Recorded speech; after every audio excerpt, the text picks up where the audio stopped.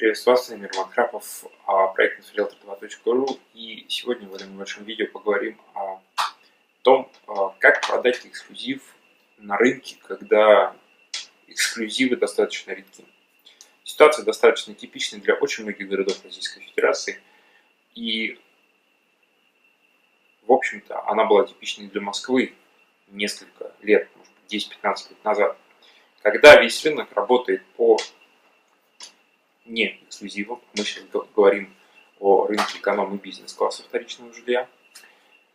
И заключение эксклюзива воспринимается как некая патология, да, как такая вещь, которая, в общем-то, не совсем характерна для текущего состояния рынка риэлторских услуг. Тем не менее, даже в этом состоянии я тем более настоятельно рекомендую заключать эксклюзивы. И у многих риэлторов, которые начинают работать с клиентами по заключению эксклюзивного договора, возникает вопрос: а как убедить клиента, что эксклюзивный договор правильный? Вопрос разбивается на две составляющие, и с каждой составляющей вам придется работать по отдельности. Первая, самая важная составляющая – это убеждение самого риэлтора, что эксклюзивный договор необходим. Здесь есть очень много разных факторов, и очень иногда просто бывают смешные ситуации, когда сам агент не верит в то, что эксклюзивный договор необходим в данном конкретном случае с данным конкретным клиентом. То есть ему сказали, что надо пойти продавать эксклюзив, а он, понимая, что ему сказали, на что надо пойти эксклюзив, не считает нужным, что эксклюзив необходим.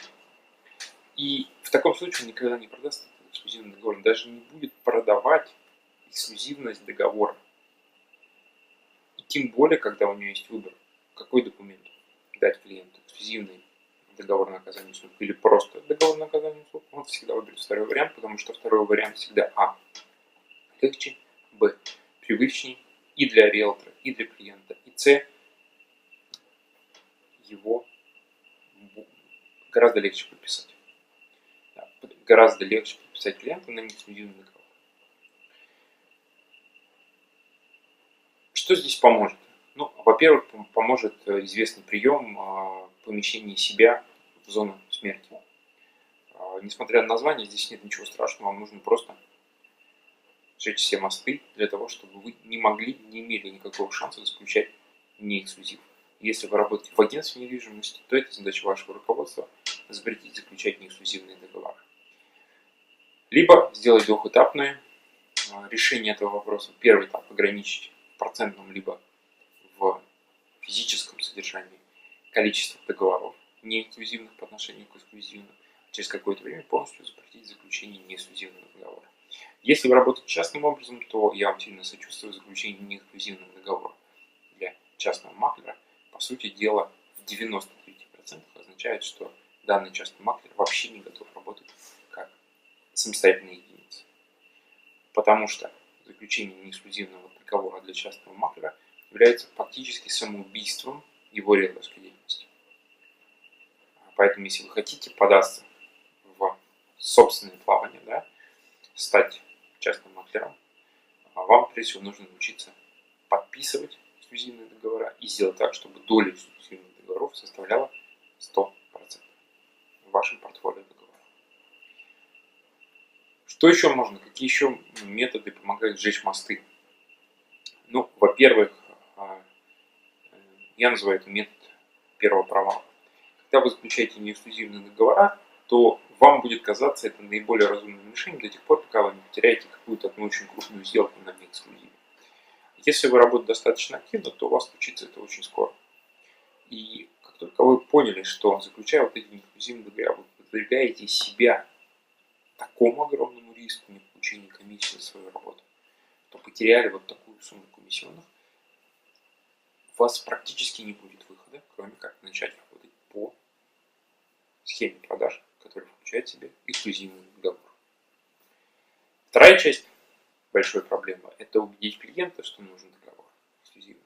И здесь многие риэлторы идут напролом и бьют в лоб клиенту, называя вот те самые 15, 10, 7, 8, 6, 3, 2, 1 самых избитых причин, почему нужно заключать эксклюзивный договор.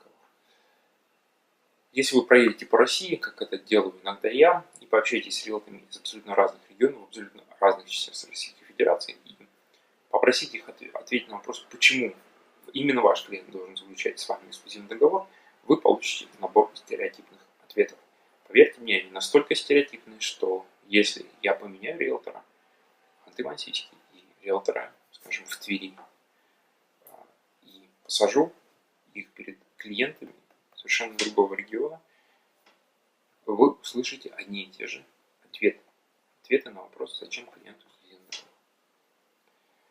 Здесь есть одна фишка, которой я поделюсь сегодня, и я прошу многих из вас начать применять это сразу. Причем многие из вас, многие из тех риэлторов, с кем мне удалось общаться онлайн или вживую, уже начали применять половину этой фишки, но почему-то не идут дальше. Фишка очень простая. Когда на рынке у вас супер много не эксклюзивов, у вас всегда на рынке есть супер много долгих продаж. Тех квартир, которые в принципе могли бы продаться очень быстро, если бы были заключены эксклюзивные договора. Этих историй у каждого из вас очень много.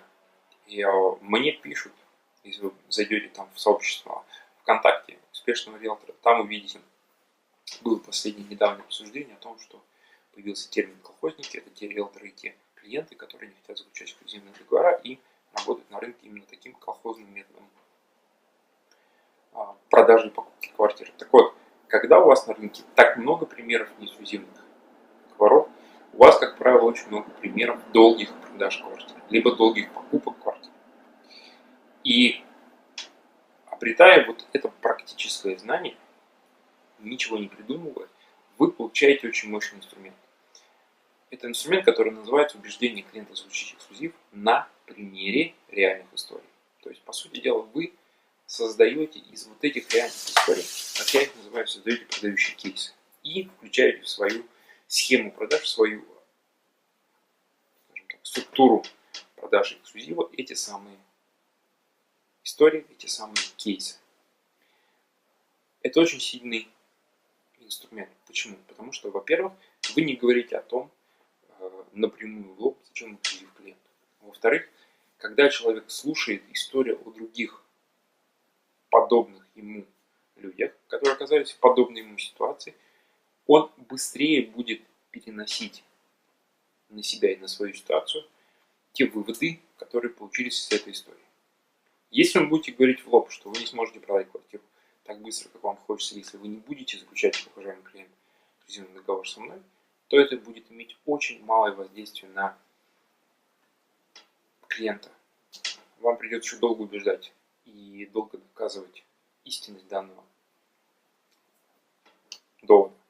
Когда же вы рассказываете истории о клиенте, который не вашем, не обязательно вашем клиенте, который продавал аналогичную квартиру в аналогичном районе, не 2 месяца, как хочет сегодняшний клиент, а целый год, потому что все время риэлторы, которые заключали не эксклюзивные договоры с ним, в рекламе давали цены гораздо ниже, чем та цена, которую хотел видеть собственник квартиры. Вы, по сути дела, говорите клиенту о том, что если он будет работать на неэксклюзивных началах, то, скорее всего, его ждет тяжелое и долгое обсуждение условий продажи, но не с точки зрения, как получить максимум за свою квартиру, с точки зрения, как получить хотя бы то, что хочет клиент. При этом по времени это будет растянуто на очень долгий срок. Используя такие истории, вы не давите на клиента, вы не рассказываете все эти сказки, все эти стереотипы, которые есть у очень многих риэлторов. Вы приводите конкретный пример. Здесь есть очень важное условие, эти истории должны быть реальными. Вы не должны ничего придумывать. Вы не должны ничего фантазировать или подгонять историю под то, что вам нужно рассказать клиенту. В вашем арсенале должно быть несколько десятков таких историй. Повторюсь, их очень легко собрать, сколлекционировать на том рынке, где не эксклюзив преобладает перед эксклюзивом. И благодаря такому арсеналу вы сможете заключать эксклюзивные договора, практически не используя стандартную схему продаж эксклюзива, которая сегодня не работает. Она работала лет 10-15 назад. Но, к сожалению, очень многие риэлторы, после того, как пройдут определенные учебные мероприятия, еще вот старой школы, да, от риэлторов старой школы. Так вот, они идут по этой стандартной схеме, получают разочарование, начинают работать в неэксклюзивной сфере. Так вот, повторюсь, кейсы или истории являются самым лучшим, одним, наверное, даже самым лучшим способом получения эксклюзива, при условии, что вы понимаете, зачем вы рассказываете ту или иную историю, что это правдивая история, что это история, которая помогает клиенту принять верное решение, а именно заключить с вами эксклюзив. При этом вы, как риэлтор, как профессионал, как эксперт, как человек, должны полностью устраивать клиента. Повторюсь, кейсы не будут продавать вас вашу услугу, ваши условия работы. Они будут продавать только необходимость заключить эксклюзив. Если вы не сможете продать себя, вы не сможете заключить эксклюзивный договор, но кейсы, история здесь ни при чем. Проблема совершенно в другой области продажи ваших услуг, нежели чем эксклюзивный договор. На этом все. С вами был Роман Храпов. Проект inforealtor.ru в Амстердаме. Увидимся с вами в Москве на живом тренинге, который будем посвящать полностью заключению эксклюзивного договора и достаточно большое время будем уделять историям и кейсам, как их прорабатывать, да, как их компоновать из имеющихся материала, как их преподносить клиенту, чтобы заключение эксклюзивного договора происходило быстрее, эффективнее и, самое главное, чтобы потом, когда уже договор начнет работать, когда вы начнете действовать в рамках данного договора, данный клиент не отказался от ваших услуг. Увидимся в Москве 17 мая. С вами был Роман Храпов.